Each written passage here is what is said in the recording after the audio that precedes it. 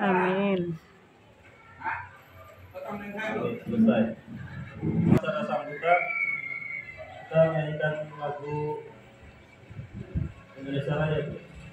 Di sana Aku berdiri jadi pandu ibu. Indonesia kebangsaanku, bangsa dan tanah airku. Marilah kita berseru, Indonesia bersatu.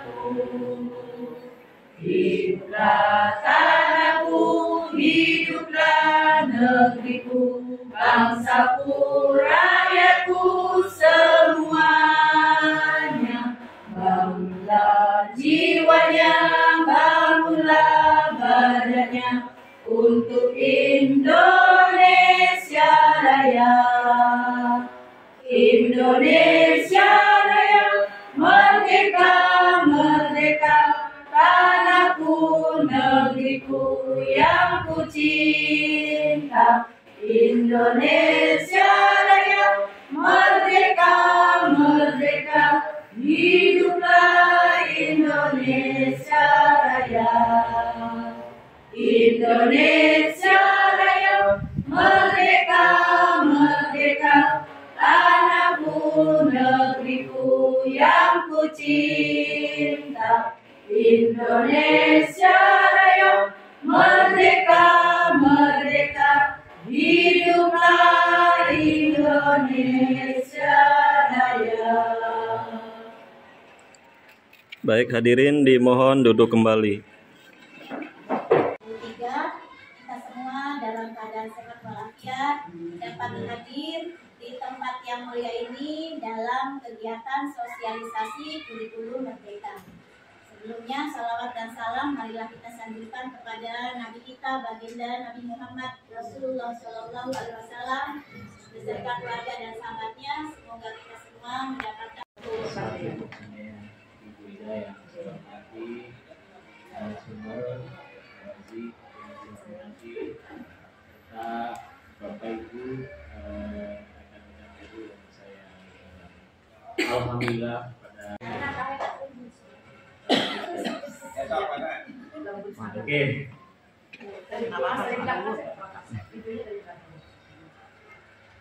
Ya. Dari sekolah-sekolah lain menerima implementasi atau sosialisasi atau apa namanya itu hanya melalui PMM berarti gitu ya, hanya melalui PMM. Dan ketika sekolah atau guru-guru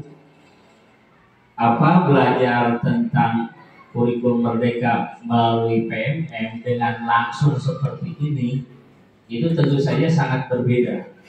Gitu ya. Ketika di PMM ada sesuatu, kita mau bertanya ke siapa? Nah, tidak ada.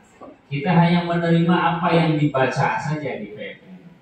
Sehingga PMM itu gitu ya, bagi sebagian guru malah pusing lagi. Malah pusing. Karena memang di PMM itu informasinya sangat minimalis. Jadi tidak ada uraian yang secara rinci menjelaskan misalnya tentang penilaian. Guru masih bertanya-tanya, ininya bagaimana, itunya bagaimana. Karena apa? Karena informasi yang ada di PMM itu belum lengkap gitu. Karena ini mungkin kurikulum merdeka sehingga guru diharapkan bisa berlogika kemudian berimprovisasi gitu ya. Kalau dijelaskan secara detail sekali, pemerintah memberikan juknis yang sangat spesifik misalnya, itu Bapak Ibu guru tidak bisa berkembang, tidak bisa berkreasi lebih jauh gitu. Tapi tetap saja kadang-kadang kita bingung gitu, seperti apa. Kemarin kita masih diskusi saja ya. Saya juga di pengawas itu masih diskusi saja. Kadang-kadang buntu gitu. Karena informasi yang ada di PMM, kadang-kadang yang ada di panduan itu tidak sedetil seperti kurikulum 2013. Misalnya penilaian tadi dikatakan oleh Bu Lina. Di kurikulum 2013 itu dalam panduan sekolah, satuan pendidikan, Bapak Ibu guru di kelas bisa langsung menerjemahkan panduan itu ke dalam hal yang paling teknis gitu. Sekarang di kurikulum Merdeka tidak, bahkan tidak disebutkan bagaimana rapor itu kayak apa gitu kan. Hanya prinsip-prinsip penilaian yang ada di situ. Mungkin ada beberapa contoh gitu ya. Nah, ini memerlukan kreativitas Bapak Ibu.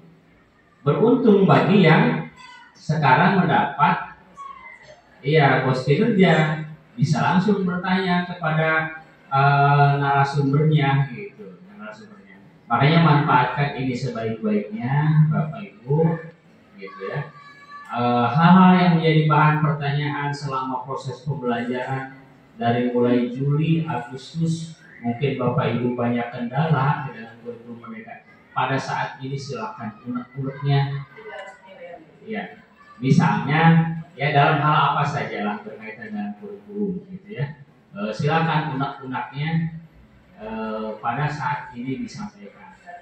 Ya, mudah-mudahan semuanya nanti dalam diskusi ini gitu saling sharing pendapat dan sebagainya, apa yang menjadi kendala Bapak Ibu bisa terpecahkan dengan baik.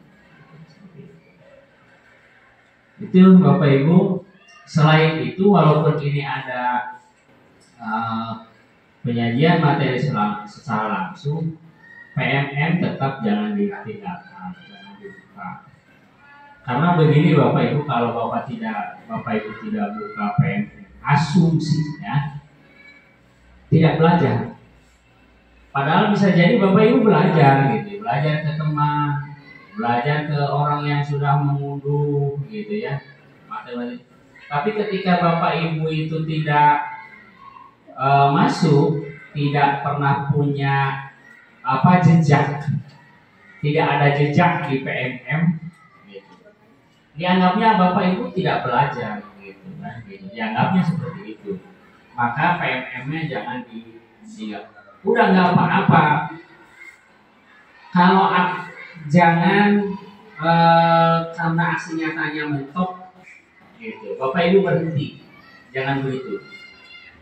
Jadi untuk lebih baik gitu ya, dan bermanfaat bagi Bapak Ibu semuanya.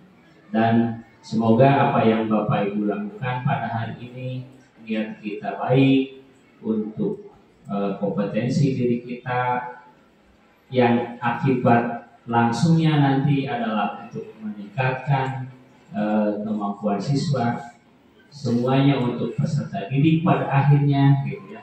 Mudah-mudahan menjadi ladang ibadah bagi Bapak Ibu dan mendapatkan pahala. Itu saja yang perlu saya sampaikan atas izin Kepala Sekolah. Dengan ucapan Bismillahirrahmanirrahim, kegiatan sosialisasi implementasi kurikulum Merdeka di UPTD SDN 1 Kepandean pada hari ini, hari Rabu, tanggal 5 berapa? Tanggal 6 September 2023 secara resmi dibuka. Terima kasih. Wassalamualaikum warahmatullahi wabarakatuh. Waalaikumsalam warahmatullahi wabarakatuh. Ada Pak sifat yang Ya sih Pak, biar bagus. Muhammad sallallahu alaihi wasallam. Alhamdulillahirabbil alamin. Hamdan syakiran hamdan yafi ni'amahu wa khairan zida. Ya rabbana lakal hamdu kama yanbaghi li jalalihi sultan. Allahumma shalli ala sayyidina Muhammad wa ala sayyidina Muhammad. Allahumma shalli ala sayyidina Muhammad wa ala sayyidina Muhammad. Ya Allah ya Allah, dalam acara ini semoga Allah SWT memberikan berkah kepada kita. Semoga acara ini membawa berkah bagi kita semua. Semoga acara ini membawa hasil yang dimaksud. Semoga acara ini menjadikan satu pijakan kita guru-guru di Kecamatan Melayu, khusus di Islam ini, mendapatkan ladang pahala, mendapatkan ilmu dari narasumber.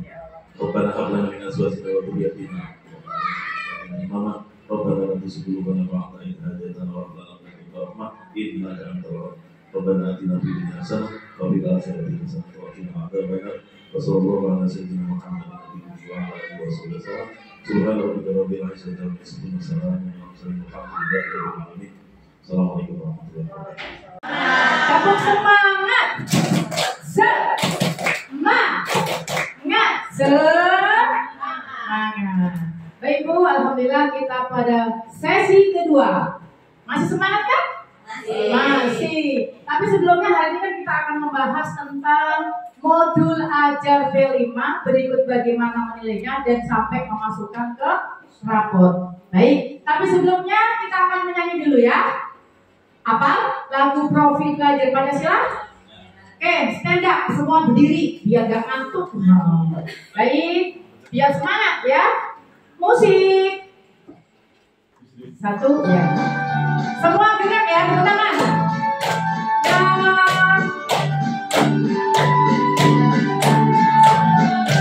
Belajar Pancasila, beriman dan bertakwa pada Tuhan yang esa dan berakhlak mulia, berkebudayaan global, gotong royong mandiri, kreatif dan bermahasiswa. Belajar Pancasila, beriman dan bertakwa pada Tuhan yang esa dan berakhlak mulia, berkebudayaan global, gotong royong mandiri, kreatif dan bermahasiswa. Semangat. Mau baca sini. Suaranya bagus belum? Ya. Pancasila, beriman dan bertakwa pada Tuhan yang esa dan berakhlak mulia, berkebudayaan global, gotong royong mandiri, kreatif dan bermahasiswa.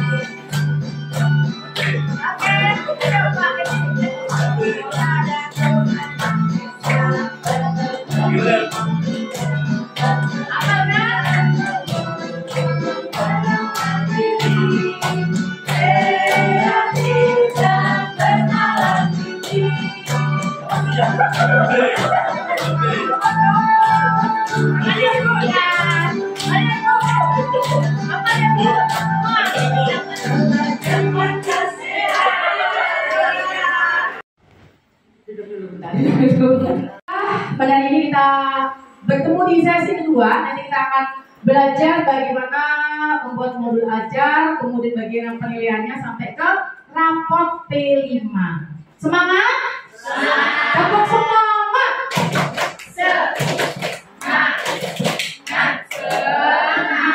Alhamdulillah, keren-keren banget dan luar biasa. Mana semangatmu? Ini semangatku, Mana suaramu? ini suaraku, Mana guru yang hebat? ini guru yang hebat, Mana guru yang keren? ini guru yang keren, Yang mana? yang ini, Di mana? di sini. Gugus. Mari.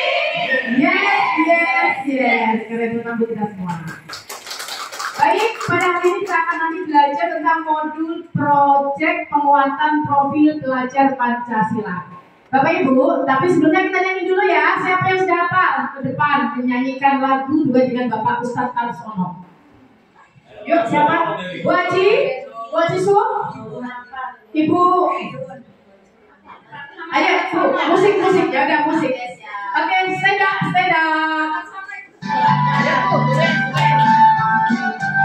Belajar Pancasila, beriman dan bertakwa pada Tuhan yang esa dan berakhlak mulia, berkebudayaan global, gotong royong mandiri, kreatif dan bernalar kritis, belajar Pancasila, beriman dan bertakwa pada Tuhan yang Esa dan berakhlak mulia, berkeadilan global, gotong royong mandiri, kreatif dan bernalar kritis.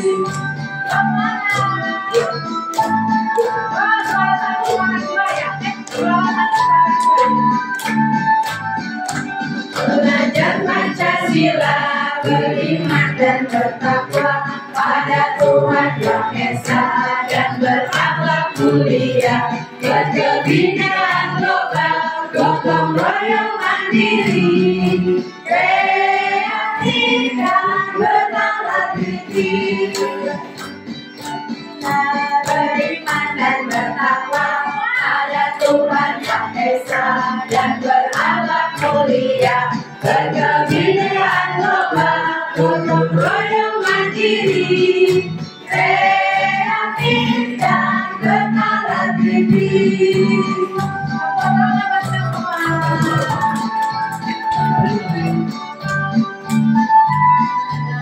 Buat modul proyek penguatan profil pelajar Pancasila, ya. Bapak Ibu, contohnya nih, saya temanya, misalnya Bapak Ibu membuat tema kewirausahaan, fase A. Fase A ini kelas berapa aja, Bu? Kelas 1 dan 2. Nah, kita akan membuat temanya kewirausahaan, ya. Temanya, ya. Topiknya sayurku, wujud tanggung jawab dan keberhasilanku. Next. Nah, Bapak Ibu, di sini nanti Bapak Ibu membuat latar belakang referensi proyek dengan topik bagi sekolah. Ya, apa hubungannya ini dengan sekolah kita?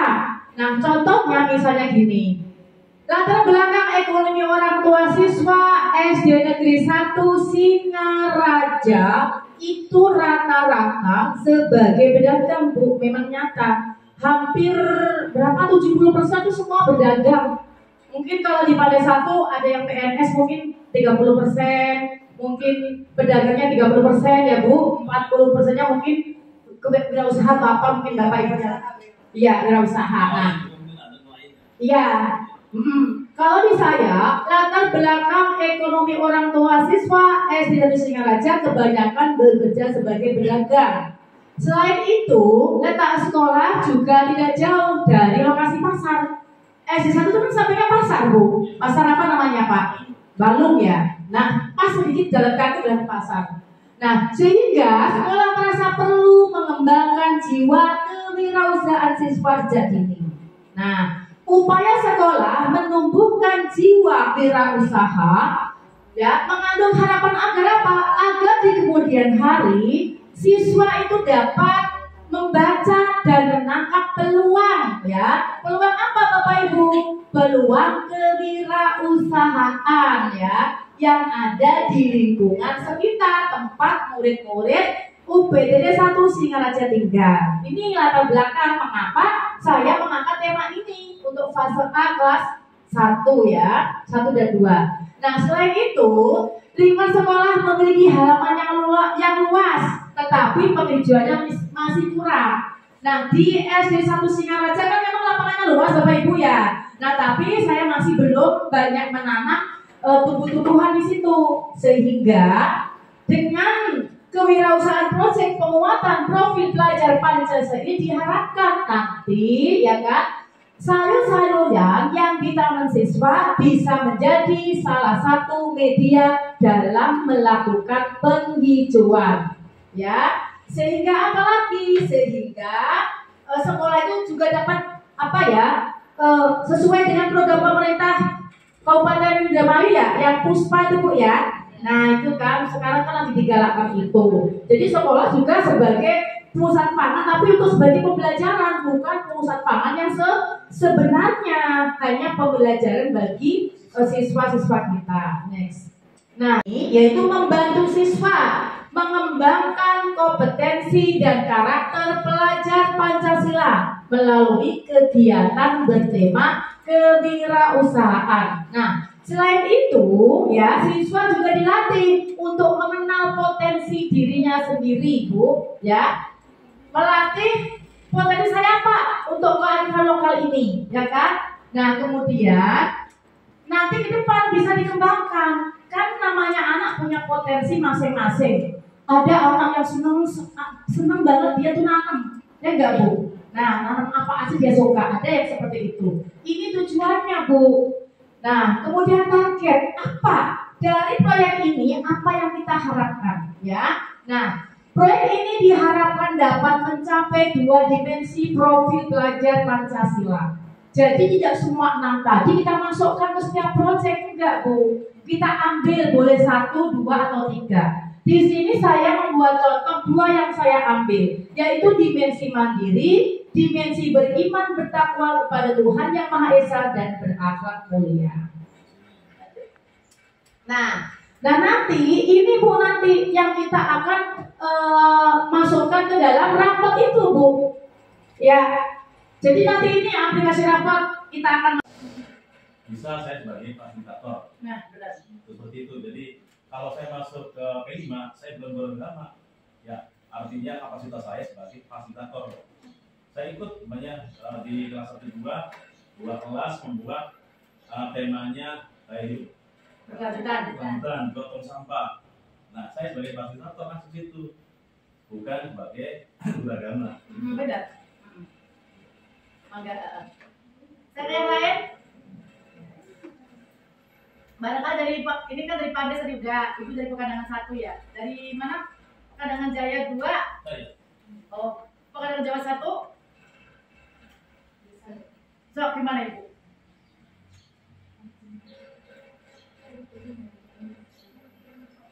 Ibu, mangga Pak. Kalau saya di Pekandangan 2, Pekandangan Jaya 2, untuk yang 1 jam itu kan saya 4 jam ya PAI, 3 jam itu materi khusus PAI, yang 1 jam itu P3-nya itu belajar Pancasila ya, profil baca Pancasila, profil project. Nah, di sela-sela materi bapaknya Quran hadis, namanya surat surat satu surat ya, menerangkan tentang komunikasi atau toleransi, kita masukkan Pancasila di situ, masuki namanya tuh bahwa kita ini toleransi, ada berbagai agama, bla bla bla seperti itu. Itu masuk 1 jam untuk materi. Kalau P5 saya ikut ke guru kelas sebagai fasilitator seperti itu. Ibu, Bapak kan jadi sekolah itu kan dibentuk tim ya, Bu. Ada tim untuk P5 itu ada timnya, Bu. Panitia. Jadi Bapak itu nanti kalau di P5 gabung dengan guru kelas sebagai fasilitator ya. Untuk hari-hari biasanya, untuk pelajaran biasa makanya P3 yang dinamakan P3, tapi tetap jadi 4 jam kan? 4 jam. Kalau 3 jam saya nggak bisa dikasih. Iya. Baik. Dari Bu Haji gimana guru agama yang ada di sini? Ya sama, tapi yang 4 jam, satu jam ininya P5, 1 jamnya buat ini apa P5-nya tuh. Jadi misalnya kalau saya kan ini ada sholat duha apa tuh dimasukkan ke situ kelas 4, 5, 6. Tapi yang kelas 1, 2, 3 ya misalnya kayak saya sekarang tuh lagi bikin apa kayak Asmaul Husna digituin, jadi cuma ini aja, jadi nggak gabung sama guru kelas. Baik. Siapa lagi yang mau mengumpulkan SD mana lagi? Ibu Pekandangan di mana? Ibu kan Pekandangan beda ya? Pekandangan 1 sama dengan siapa? Sendiri. Ya kan sama di Pekandangan 1 diceritakan. Ini kan biasa ceritakan, Bu. Oh ya gimana? Ulang lagi. Jadi ibaratnya di guru-guru itu menangkapnya semua pelajaran itu ada P5-nya. Jadi misalkan PPKN 4 jam, 3 jam materi, 1 jam P5. Jadi menurut guru-guru di Pekandangan itu P5 itu pelajaran itu masuk ke P5.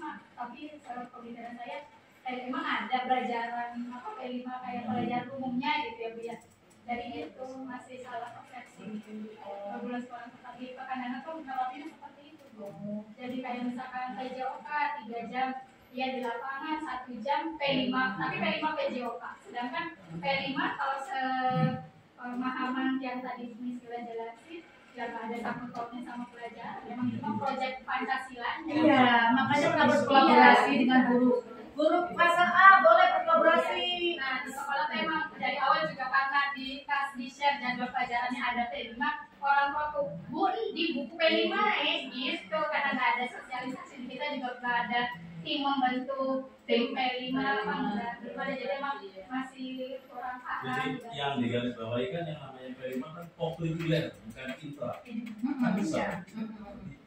Ya kan, benar nggak sih Bu? Katanya kalau pelajaran PAI itu 1 semester tuh 1 kali ya, 1 jam ya? Oh, no. 1 semester, 1 P5-nya. Yang kemarin tuh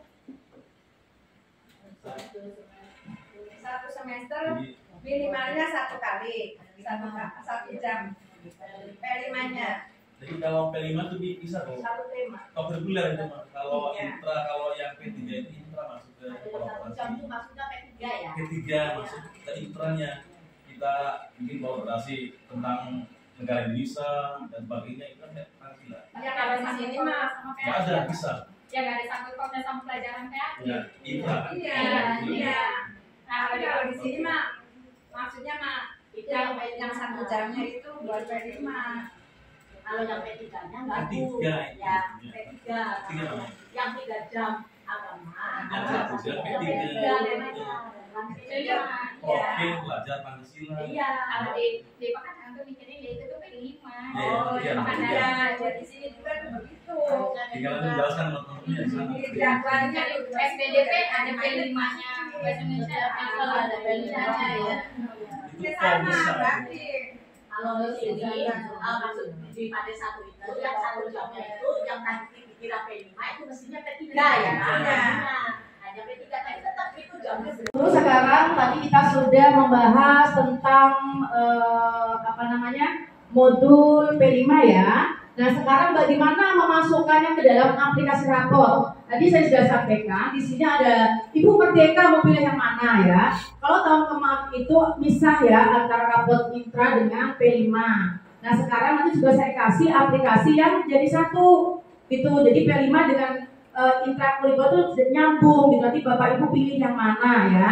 Nah Merdeka ya Bapak Ibu ya. Nah sekarang ketika tadi Ibu sudah membuat modul ajar P5, kita akan memasukkannya ke dalam raport Ibu, penilaian proyek penguatan profil belajar Pancasila. Bapak Ibu masukin identitas sekolah nih, misal contoh ya, Bu masukin semua. Oke. Setelah itu data siswa sama dengan K13 Bu, nanti Ibu ambil dari Dapodik boleh.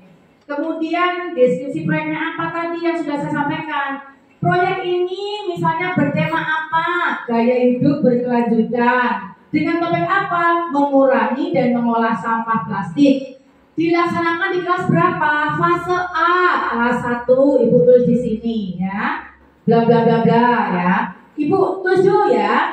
Dalam proyek ini membangun berapa dimensi yang akan dikembangkan? Boleh 2 atau 3, jangan semuanya. Diceritakan di sini, 2 dimensi yaitu apa? Misalnya beriman, bertakwa kepada Tuhan Yang Maha Esa dan berakhlak mulia. Yang kedua mandiri, itu misal contoh ya. Nah, ini pun ceritakan di sini. Nah, ya kan? Nah, maksudnya atau dengan adanya proyek ini siswa nantinya paham dan peduli dengan masalah sampah yang ada di sekitarnya, serta mampu mengurangi dan mengolah sampah plastik dengan benar dan mampu berkreativitas menciptakan barang-barang yang bernilai seni maupun bernilai guna tadi dari sampah plastik yang ada di sekitarnya. Nah, kalau Ibu tadi temanya gaya hidup berkelanjutan, topiknya apa? Mengurangi dan mengolah sampah.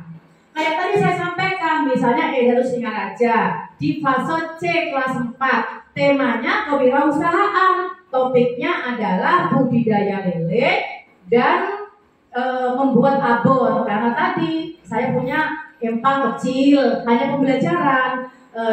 Di sekolah saya ada UMKM yang menjual abon lele. Sekolah saya dekat empang gitu kan, bisa nyewa empang lagi. Nah itu untuk pembelajaran Bapak Ibu yang disesuaikan. Ini Ibu di sini ceritakan. Nah setelah itu apa lagi Bapak Ibu? Nih, Ibu nanti proyek 1 apa? Ibu input datanya di sini. Tadi yang sudah saya jelaskan di awal ya. Contoh misalnya tadi, apa yang Ibu kembangkan di proyek Ibu? Oh, dimensinya pertama. Ya tadi Ibu masukin beriman, bertakwa kepada Tuhan Yang Maha Esa dan berakhlak mulia. Masukin dimensi pertama. Elemennya apa nih? Nah, elemen 1 adalah akhlak kepada Allah. Tulis 3 copy paste dari modul aja tadi Bu ya. Terus sub elemennya apa? Menjaga lingkungan alam sekitar. Nah target tadi Bu di modul aja tuh ini.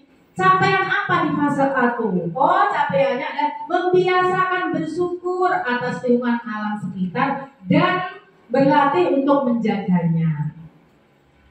Sampai sini. Warahmatullahi wabarakatuh. Alhamdulillah pada hari ini saya dan teman-teman kelompok mengikuti implementasi kurikulum Merdeka. Narasumber telah menjelaskan tentang asesmen, diantaranya adalah diagnostik, formatif, dan sumatif. Pada awalnya saya belum paham, mungkin teman-teman juga sama belum paham, tapi alhamdulillah setelah dijelaskan oleh narasumber ada bayangan. Mudah-mudahan ke depan kita nanti bisa mengikuti implementasi semacam ini. Kemudian yang berikutnya yaitu tentang modul ajar. Itu juga sebetulnya kami belum bisa sama sekali. Tapi alhamdulillah setelah dijelaskan oleh beliau, alhamdulillah saya paham betul. Dan terakhir P5 sampai mendetail sekali beliau menjelaskan. Itu saja, terima kasih. Wassalamualaikum warahmatullahi wabarakatuh. Assalamualaikum warahmatullahi wabarakatuh. Saya Niar, saya perwakilan dari SD 1 Pekandangan, Kecamatan Indramayu. Sebelum pelaksanaan sosialisasi implementasi kurikulum Merdeka hari ini, saya merasakan keresahan. Saya bingung, saya belum banyak pemahaman tentang implementasi kurikulum Merdeka di sekolah, terutama pada proses penilaian, pembelajaran, sampai penguatan profil proyek Pancasila. Tapi setelah hari ini dijelaskan, disosialisasikan mengenai apa saja yang saya rasa resah, saya bingung. Alhamdulillah dengan materi yang dipaparkan Miss Ila, saya jadi paham bagaimana penerapan P5 di sekolah, bagaimana saya menurunkan dari CP, TP, ATP hingga modul ajar hingga aplikasi pengolahan nilai rapor sampai aplikasi proyek P5 seperti itu. Terima kasih. Wassalamualaikum warahmatullahi wabarakatuh.